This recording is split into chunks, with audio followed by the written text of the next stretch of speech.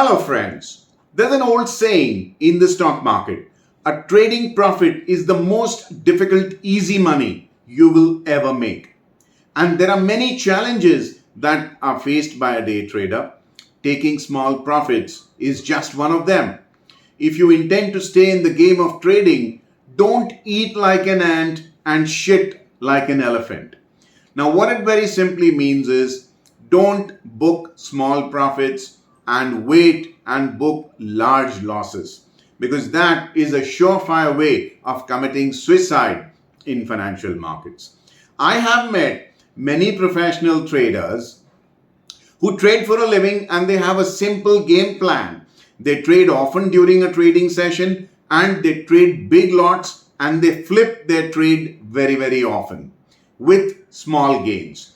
Now, if done well, that's a good game plan, admittedly. And these multiple small profits can actually total up to a substantial amount if done very well. And as a matter of fact, Jim Simons, who ran the most profitable quant hedge fund in the world, did exactly that. But he had built-in risk management and damage control techniques built into his trading algorithms and systems. And not every retail trader has the same level of maturity that the late Jim Simons had. If you're a trader who's taking small profits and big losses, this video should help you tremendously. Now, I'm going to take this issue in a three-pronged manner. Number one, trader psychology. Number two, trading mathematics. And number three, your call to action to reverse this drain on your capital when you're taking small profits and you're losing big. So please don't miss the third part. Now, I'm sure you'll find this approach very simple and yet highly accurate. Feel free to give me a shout in the comment section and let's begin with the trader psychology. Friends, trading is like a game of chess. It's mostly psychology, ideation, planning, anticipating and converting those ideas into hopefully very profitable trades. So if your mental state and your thought process matter a real lot. Your mind and the ideas that stem from your mind are your weapons for war, because trading is actually a war. Now let me share a small story with you that I heard very often from my elders as a growing child.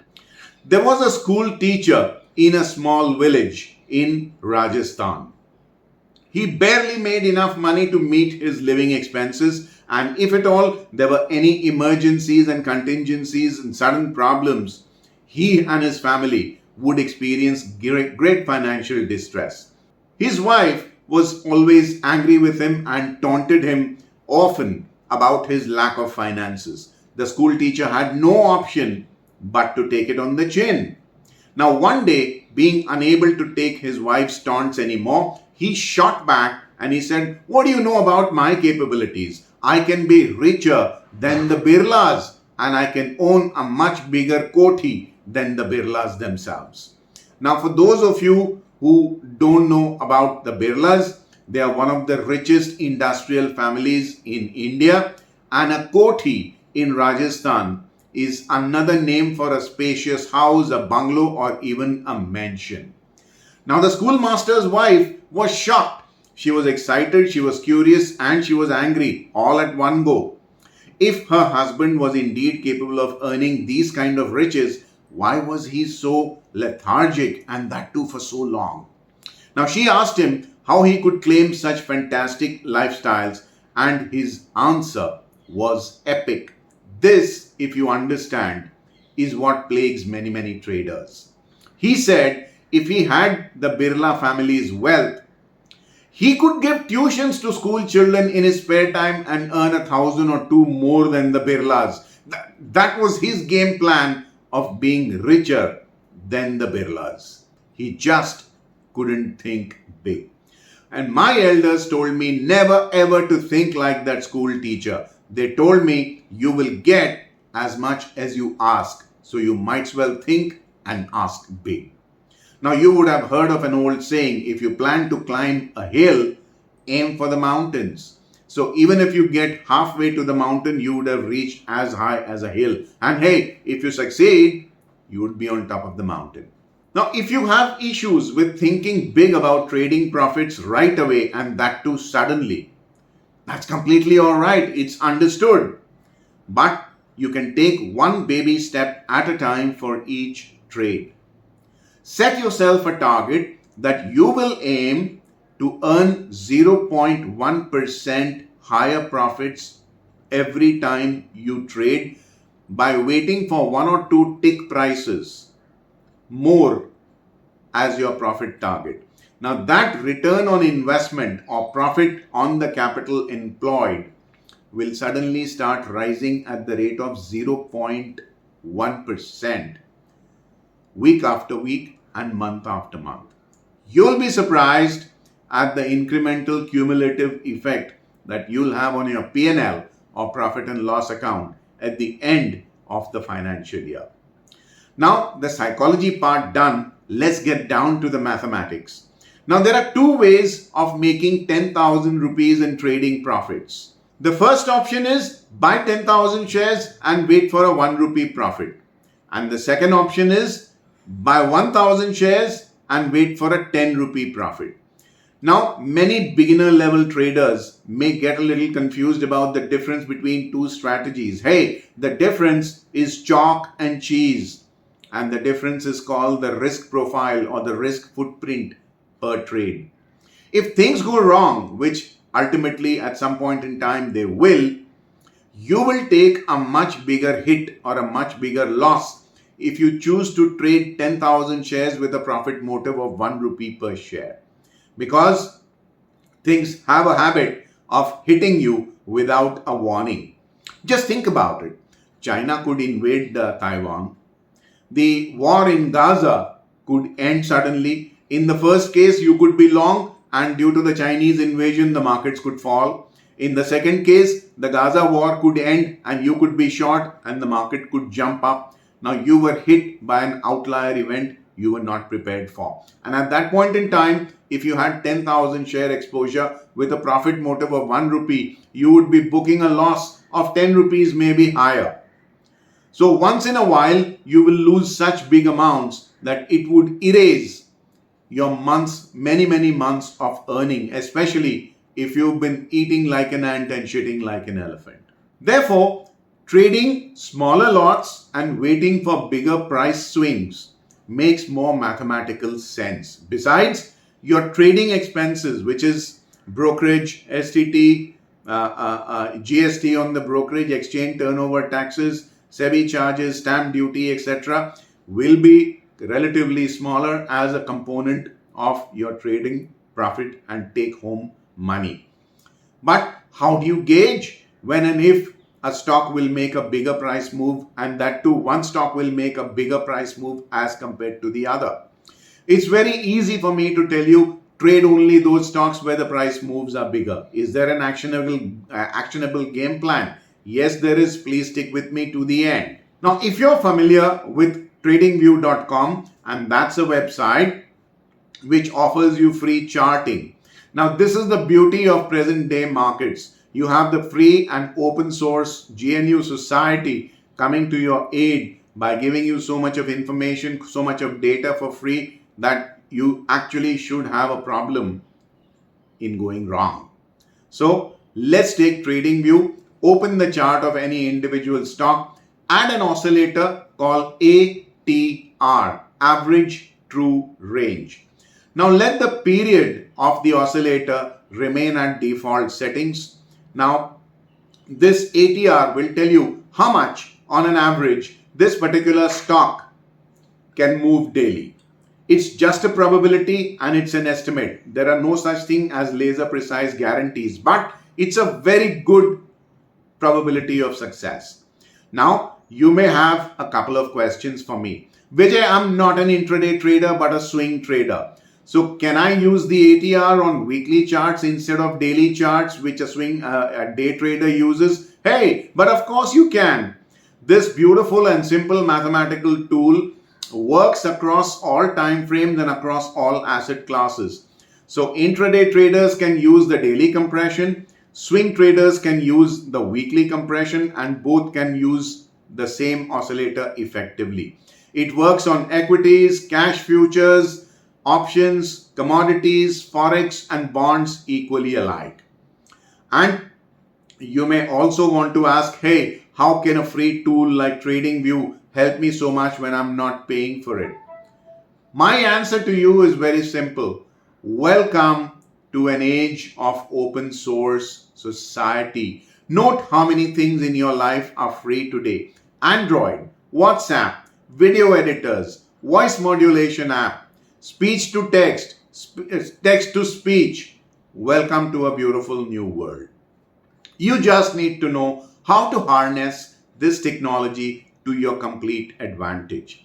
Now, I would trust open source GNU applications more than paid products most of the time because open source providers expect zero financial benefit from me. So there is no incentive for him to take me for a ride.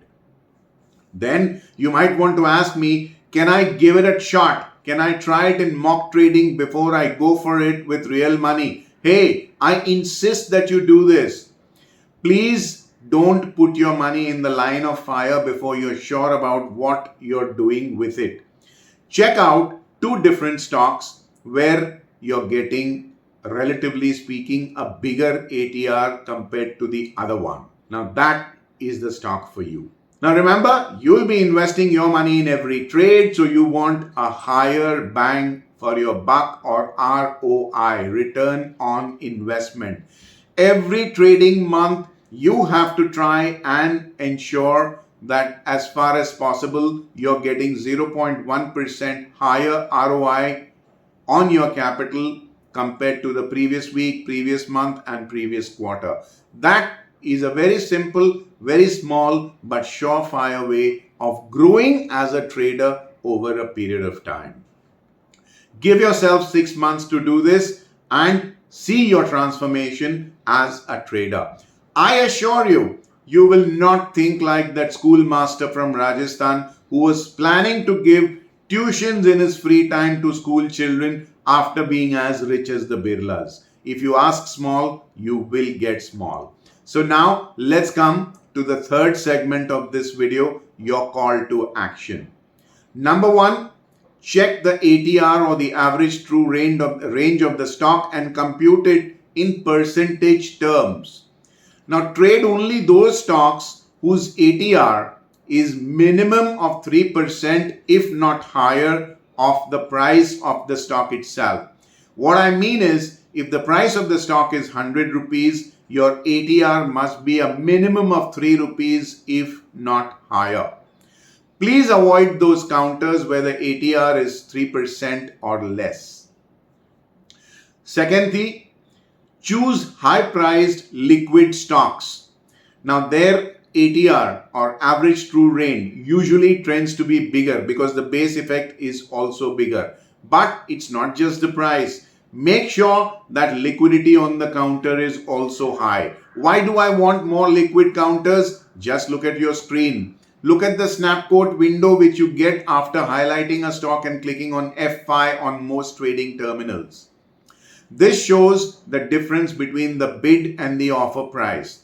The narrower the difference between the bid and the offer, the higher is your profit margin per trade and therefore higher return on investment per trade.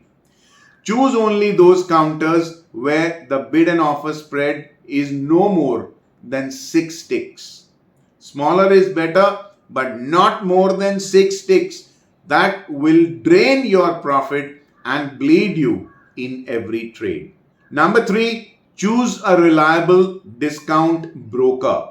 Trading and execution costs come down when we stretch our yields to a 0.1% per trade. But brokerage costs are something that you have to live with. They are unavoidable. So, mercifully, they are negotiable. Bargain hard to keep these costs to a bare bone minimum. And try and see that you get intraday square up leg free of brokerage if you are squaring up your transaction on an intraday basis. That makes a huge difference at the end of the year in your P&L. Now friends, if you're planning to trade for a living, I do. Now, if you're living in a metro city, you will need a minimum of approximately 1 lakh rupees a month to run your house. That means in 20 trading sessions, you need to make 100,000 rupees or 1 lakh. Normally, a trader who thinks like that schoolmaster from Rajasthan will say, okay, I'm going to target 5,000 rupees per day, multiply that by 20 days, I have 1 lakh rupees per month. Hey, you're wrong. There will be days when there are no trades because your system is not yielding any trades. There will be days when there will be a loss. So you cannot think small and target small. If you need 5,000 rupees a day to run your house at the end of the month, target 10,000 rupees. That is what I meant when I said if you wanted to climb a hill, aim for the mountain, if not for the sky. This is how goal setting and target setting is done by professional traders. If you want to live the life of a professional trader, you must think like a professional trader. Remember, we traders are brain warriors. We fight and win with our ideas. And these ideas have to be cutting edge so that we can stay ahead of the crowd and continue to make a living out of these markets. Now, I learned a long time ago that life is full of problems. But if you dig long enough and you dig deep enough, you are bound to find solutions sooner rather than later. I hope this video has found some solutions for you in your trading journey. Depending on your feedback, I don't mind recording. As a matter of fact, I would love to record more videos about problems faced by traders and providing solutions for the same. All I need you to do is let me know in the comment segment what you want me to do, and I'll try my best to find answers to your problems. Friends, from one real world trader to another, good luck and have a very, very profitable day ahead. Till we meet again in my next, this is Vijay Bhambwani signing off for now, but not before reminding you to subscribe to my YouTube channel if you haven't already done so. Click on the bell icon to receive instant alerts about fresh videos being put about here. And please share my video with smart traders like yourselves, your friends, your family, your WhatsApp and social media groups, etc. to help me spread the idea of a knowledgeable trading regimen to a bigger audience. Thank you. Thank you for being with me and your patience in sticking with me in this video. Take care. Bye-bye.